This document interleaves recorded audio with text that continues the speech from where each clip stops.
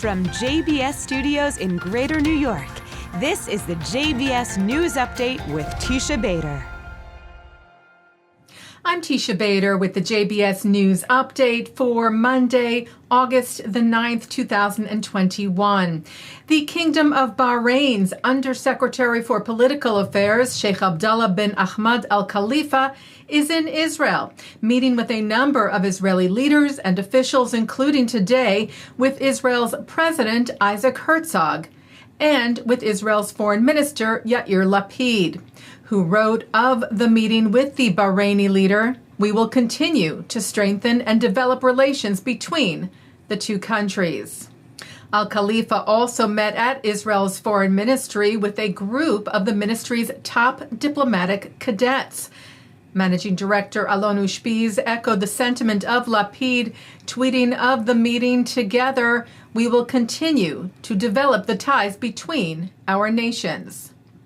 Ushpiz also shared video of a scuba dive that he did with Al Khalifa, showing the joint commitment to cooperation and peace both above and under the Mediterranean Sea.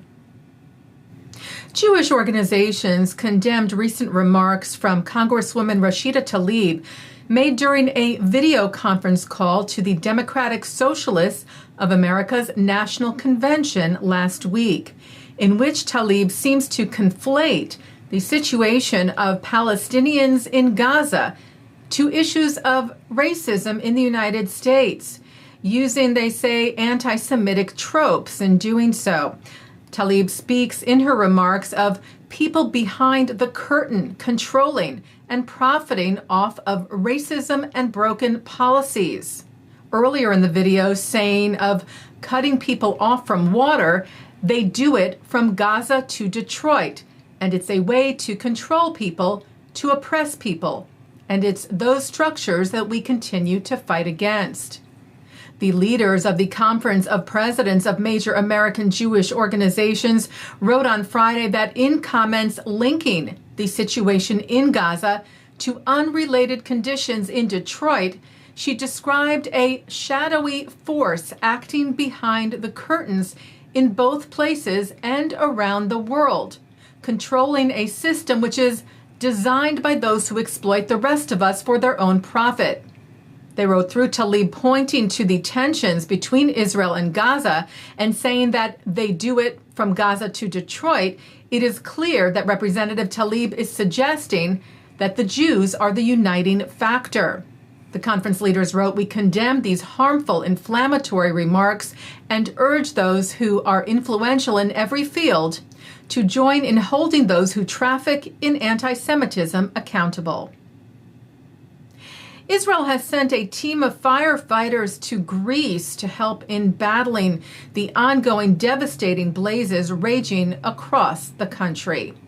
Israel's foreign ministry shared photos tweeting Israeli firefighters are on the ground in Greece helping local fire and rescue teams battle dangerous wildfires. "Our thoughts and prayers are with Greece during this difficult time, and Israel will continue assisting in firefighting efforts." Well, the Olympics came to a close this weekend, and Jewish American Sue Bird, together with teammate Diana Taurasi, made history, winning their 5th gold medal, leading the U.S. women's basketball team to its win yesterday, the final day of the Tokyo 2020 Games. Bird also holds Israeli citizenship and is one of the most decorated Jewish athletes of all time. And on Saturday, Israel won its 2nd gold medal at the Tokyo Games, with Linoy Ashram winning the women's rhythmic gymnastics all-around competition. Russia's Dina Averina was strongly favored to win, maintaining the Russians' decades-long hold on the sport, and they contested Israel's win, citing that Ashram had dropped her ribbon during one of her routines. But the judges kept their decision, and Ashram, whose routines overall were said to have had a higher difficulty level than her competitors, had her moment on top of the podium as Israel's flag was raised and its national anthem, Hatikva, the Hope, was played.